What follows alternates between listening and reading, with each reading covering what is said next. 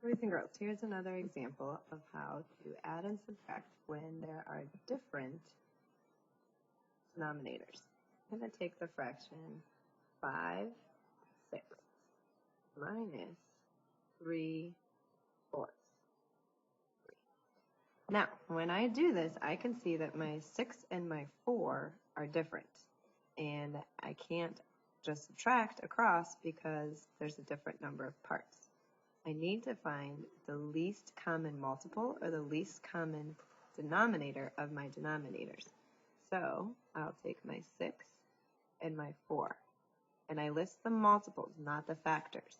6, 12, 18, 24, 30, and I'll stop there and see if I have enough. 4, 8, 12, 16, 20, 24. What do I see that I have in common?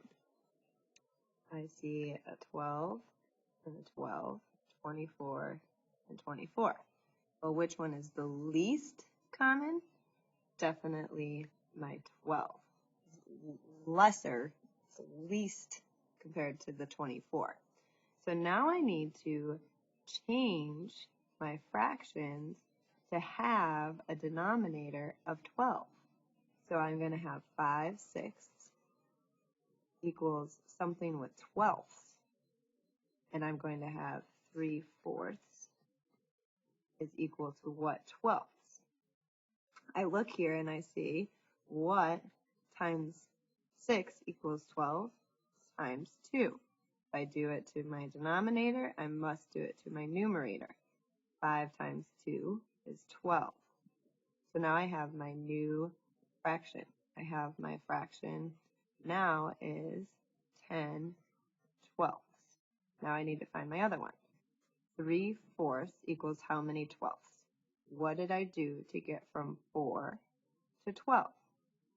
Multiplied by, yes, 3.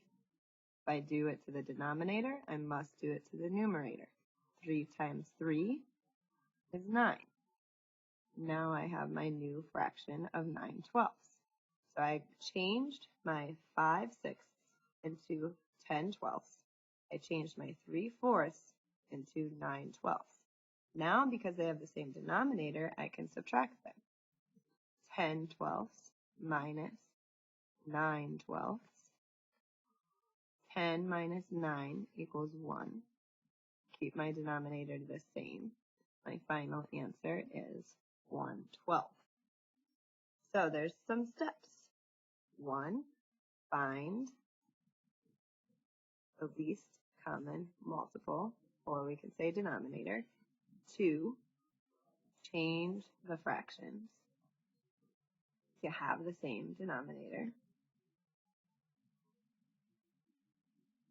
3rd, add or subtract with now they have the same denominator.